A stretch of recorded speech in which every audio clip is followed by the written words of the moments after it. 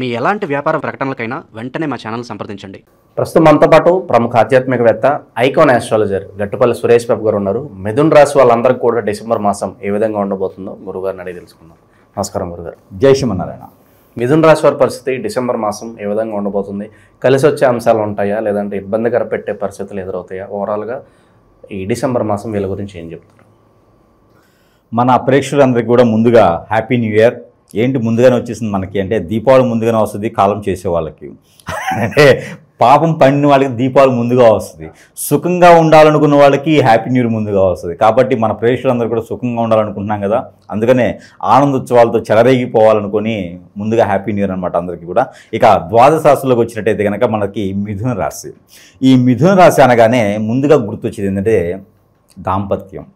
మిథున రాశి అనగానే ఇద్దరు భార్యాభర్తలు అర్ధ నారీశ్వరులాగా ఉండేటువంటి రాశి మిథున రాశి. కాబట్టి ఈ మిథునం అనేది ఎట్లా ఉంటుందంటే కనుక ఈ డిసెంబర్ మాసం కొన్ని రాసుల వారికి కొన్ని మాసాలు కలిసి వస్తాయి. దాంట్లో డిసెంబర్ మాసంలో కలిసి వచ్చేటువంటి రాశి ఉంది అంటే మిథున రాశి. మిథున రాశి వారికి జనవరి, అలానే ఏప్రిల్, అలానే ఆగస్టు, ఈ మూటితో పాటు 4వ మాసం డిసెంబర్. ఈ 4 మాసాలు కూడా అనుకూలంగా ఉంటుంది మిథున రాశికి. పెళ్ళిళ్ళు కావాలన్నా, పేరెంటాలు అవ్వాలన్నా, కార్యక్రమాల్లో పాల్గొనాలన్నా, శుభకార్యాలలో నిర్వర్తించాలన్నా, వీటన్నిటితో పాటు మిథున రాశి వారికి అత్యుత్తమంగా ఎక్కడో పెట్టినటువంటి ఆస్తులు కలిసి రావాలన్నా, మ్యూచువల్స్లో ఫండ్స్ కలిసి రావాలన్నా, డబ్బు రావాలన్నా, ఇన్సూరెన్స్లు రావాలన్నా, పిల్లలు ఎదగాలన్నా, పిల్లలు ఎడ్యుకేషన్ పరంగా రావాలన్నా, కొత్త జాబు రావాలన్నా కూడా ఏ రకంగా మనం చూసుకున్నా కూడా ఈ యొక్క డిసెంబర్ మాసంలో వీరికి ఆధ్యాత్మికంగా బాగుంటుందని చెప్పవచ్చు. అలానే గ్రహాల యొక్క సానుకూలమైనటువంటి వాతావరణం కూడా మిథున రాశి వారికి కొంతమేర బాగుంటుందని చెప్పొచ్చు. ఏది డిసెంబర్ మాసం వరకు, మరి జనవరికి వచ్చినప్పుడు తర్వాత మరి అది చూద్దాం. ఇకపోతే వీరికి నేను ఎనలైజ్ చేసిన దాన్ని బట్టి డిసెంబర్ మాసంలో రాశులు ఏమైనా బాగున్నాయా అంటే బాగున్నాయి, కానీ అన్నిటి రకాల బాగుంది ఈ యొక్క రాశి ఒకటే నాకు కనిపిస్తూ ఉంది. ఏది మిథున రాశి. ఇన్ని మిథున రాశికి ఇన్ని శుభకార్యాలు జరుగుతుంటే వేరే వాళ్ళ రాశులు ఊరుకుంటారా? వీరి మేము కుళ్ళుకు చావరు. కాబట్టి మిథున రాశి వారు ఎంతవరకు ఉండాలో అంతవరకు ఉండాలి. ఎంత ఉన్నా కూడా అణిగి మణిగి ఉండాలి. ఏమి లేని స్త్రీ ఎదిగిరి పడితే ఉంటే అన్ని ఉన్న స్త్రీ అణిగి మణిగి ఉంటుందంట. అట్లానే అణిగి మణిగి ఉన్నటువంటి మిథున రాశి వారికి అదృష్టం కలిసి వస్తుంది. ఎంత ఉన్నా కూడా అక్కయ్య గారు, బావగారు బాగున్నారా అనే అడగాలి. లేకుంటే కనుక బాగున్నావా అంటే మన మీద బలుపు అనుకుంటారు, మనకి యుగో తత్వం అనుకుంటారు. కాబట్టి మనం ఎంతైతే ఉండాలో అంతే ఉండాలి. మనం ఎక్కువ ఎప్పుడైతే ఎదుటి వాళ్ళ దృష్టిలో మనకి యుగో ఉంది అని తెలిసిందా మన పతనం స్టార్ట్ అవుతుంది. వారు మనమే శత్రువుతో అన్నట్టు భయమే కదా. ఇంకా మనకి యుగో తత్వం గమనించాడు అంటే మనం ఏదో క్రియేట్ చేస్తారు ఖచ్చితంగా అని అర్థం. కాబట్టి అందరితో మంచిగా ఉండి మన పని మనం చేసుకోవాలి. ఇదొక్కటి పాటించుకోవాలి. ఇంకోటి ఏంటంటే ఎదుటి వాళ్ళని అట్రాక్ట్ చేసే తత్వం ఉంటుంది మిథున రాశి వారిలో.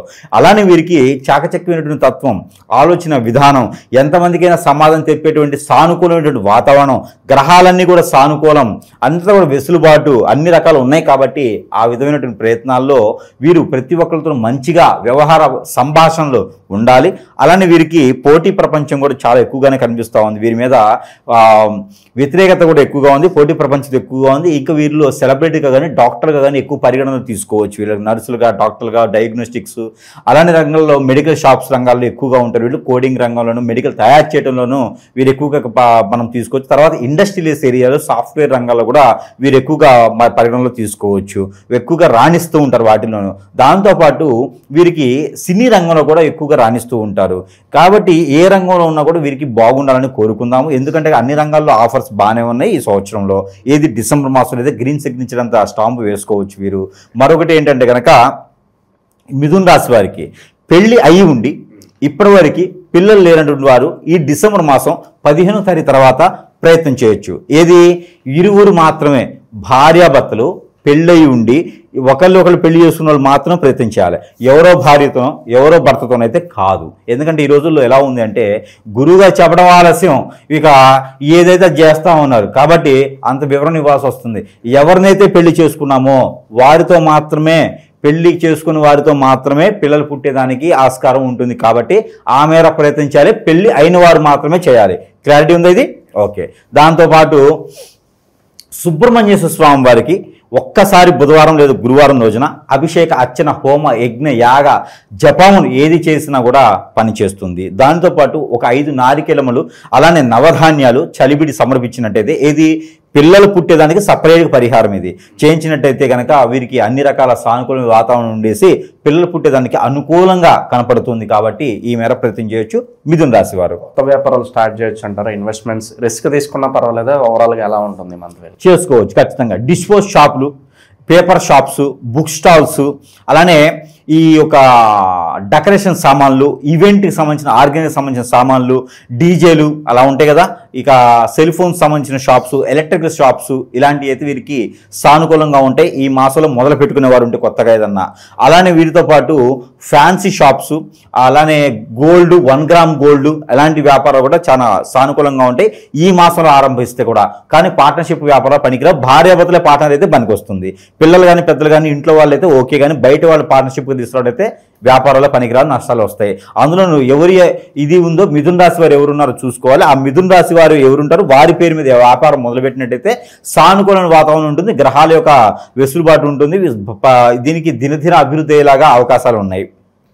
కుటుంబ పరంగా వాతావరణం ఓవరాల్గా ఎలా ఉంటుంది? ప్రేమ అనురాగాలు, సో ఓవరాల్గా కుటుంబ వాతావరణం ఎలా ఉంటుంది అంటారు? వీరికి కుటుంబానికి వాతావరణం సంబంధించి అయితే కొంతమేర బాలే ఉంటుంది అని చెప్పొచ్చు, మిశ్రమ ఫలితాలని చెప్పొచ్చు. ఊరుకూరుకునే వీడి మేము 10 ఏడ్చడం కానివ్వండి, వీరు సంపాదించుకునే కానీ సంపాదిస్తున్నారు అని చెప్పి వ్యసనంతో కానీ చాలామంది ఉన్నారు.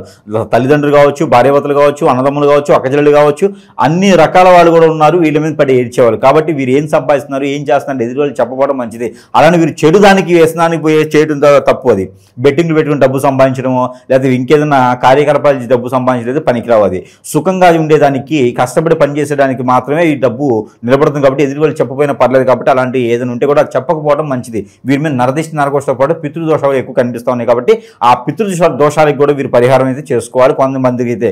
అందులోనూ గ్రహాల సానుకూలతకు వచ్చేటప్పటికి ఏంటంటే కనుక ఎవరికైనా సరే బుధునిది కానీ, గురువుది కానీ, లేదంటే శనిది కానీ దశాంతదశ నడిచేవారికి కానీ, లేకపోతే కనుక రవి దశాంతదశ నడిచేవారికి చాలా అనుకూలంగా ఉందని చెప్పొచ్చు. లేదా చంద్రుడు దశాంతదశ నడిచేవారికి కూడా చాలా అనుకూలంగా ఉంది. సైలెంట్గా డబ్బు సంపాదించుకుంటారు, తల్లిదండ్రుల మీద మంచి ప్రేమ అనురాగ ఆప్యాయతలు ఉంటాయి, పెళ్లి కూడా అవుతుంది. ఎవరికైతే శుక్రుడు కానీ లేదా చంద్రుడు కానీ దశాంతదశ నడిచేవారికి ఖచ్చితంగా పెళ్లి ఉంటుంది ఈ మాసంలోనూ. డిసెంబర్లో పెళ్లి చేసుకోవచ్చు. మూటమున్న ఏ విధంగా సరే పెళ్లి చేసేసుకుంటారు వీళ్ళు. కాబట్టి అలాంటి ప్రయత్నం చేయవచ్చు. మన అబ్బాయి అయితే మాత్రం అనిపించుకోవచ్చు. అలానే వీరికి ఎక్స్పోర్ట్ ఇంపోర్ట్ రంగాలు, బ్యాంకింగ్ సెక్టార్స్, అలానే ఈ యొక్క హాస్పిటల్స్, మెడికల్ షాప్స్, ఇలాంటివి అయితే వీరికి చాలా అనుకూలంగా ఉంది కొత్తగా మొదలు పెట్టుకునే వారికి. ఇక ఎవరికైనా డబ్బులు ఇస్తే మాత్రం మర్చిపోవాల్సిందే. ఈ మాసంలో అయితే రావు. అడిగితే మాత్రం ఖచ్చితంగా గొడవలు అయితే కొడతారు కూడా, ఇంటి మీదకి వచ్చి. మీకు ఎంత బలం ఉన్నా సరే కొడతారు. కాబట్టి శత్రువుని పెంచుకోవద్దు. శత్రువుని పెంచుకునే ప్రమాదకరమైనటువంటి విషయాలు ఉన్నాయి. కాబట్టి డబ్బులు ఎక్కడికి పోవు.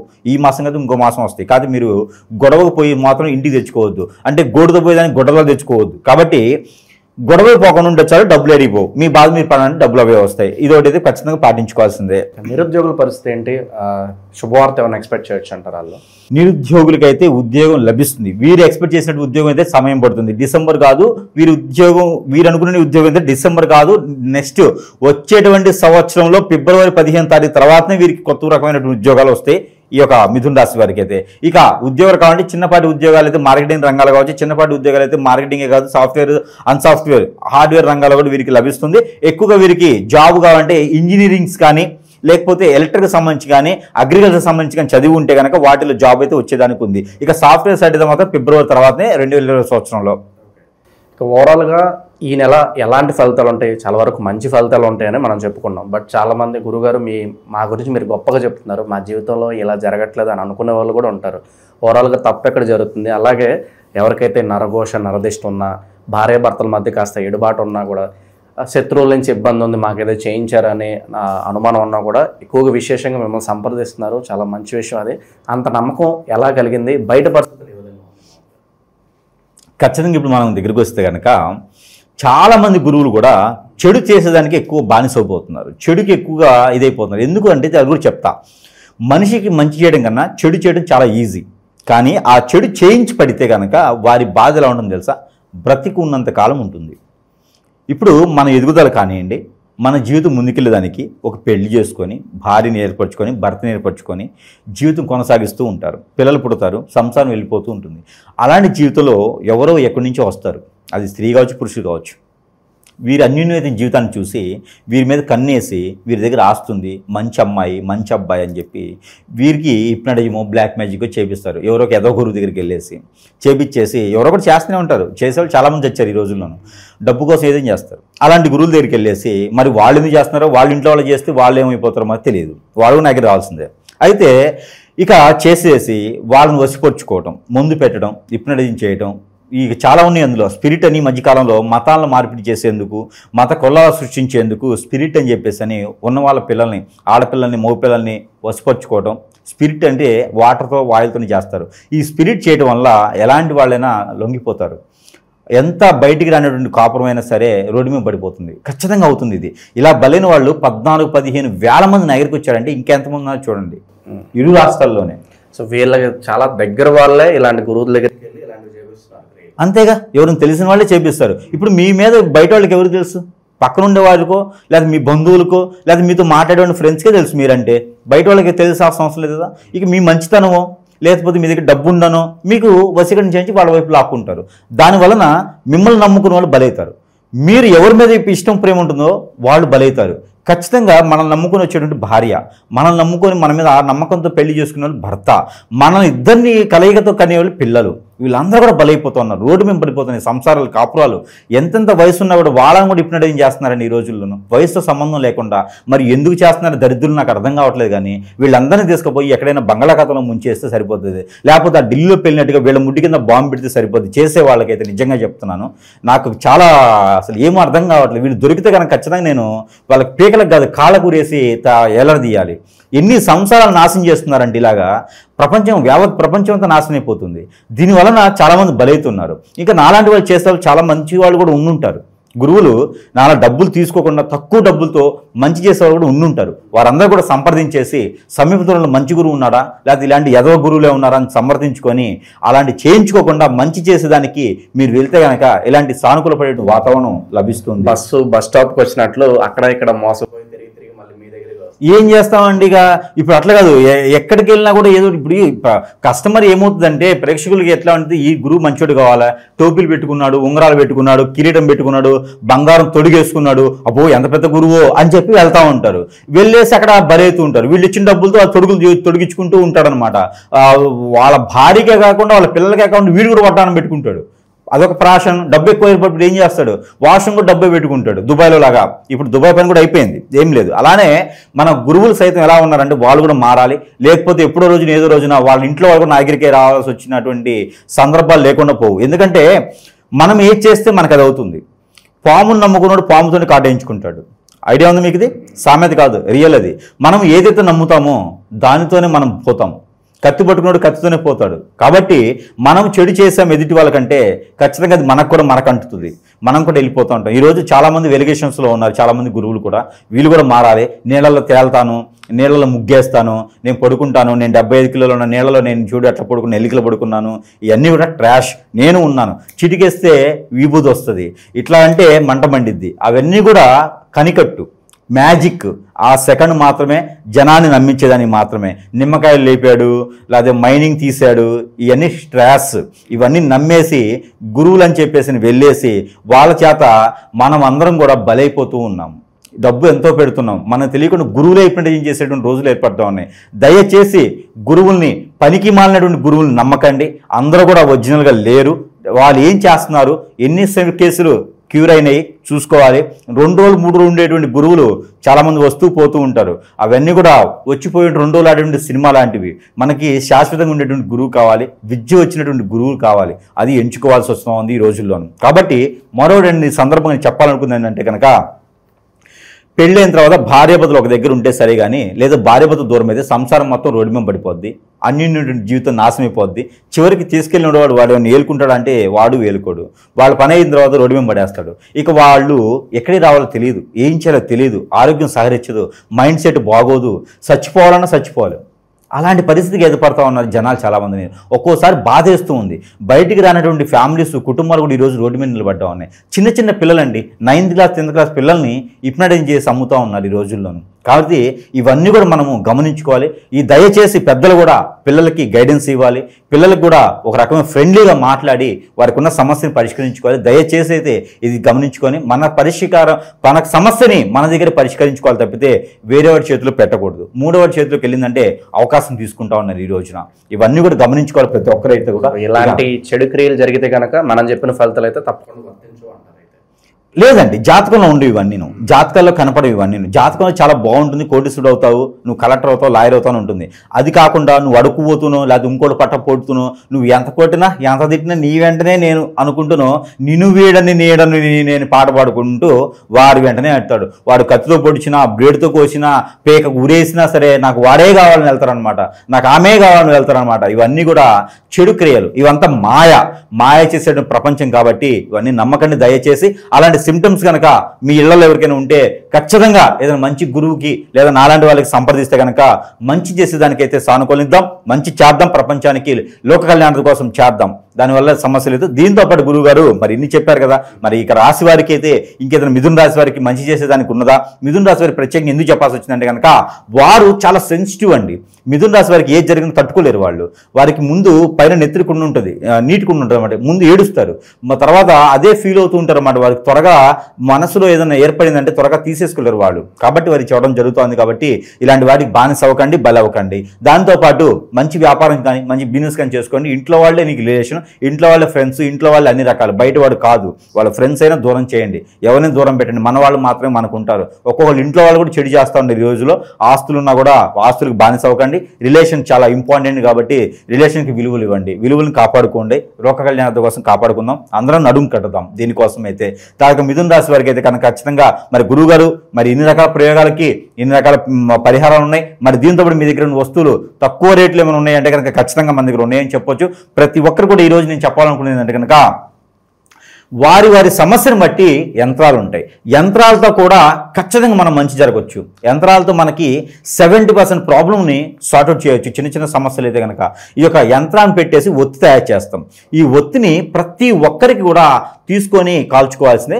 ప్రతి 3 మాసాలకి గురువుని సంప్రదించాల్సిందే. ఎవరైనా సరే మంచి గురువుని సంప్రదించండి. నీళ్ళలో తేలే వాళ్ళను లేకపోతే ముగ్గులేసి కూర్చోబెట్టిన వాళ్ళను కాదు.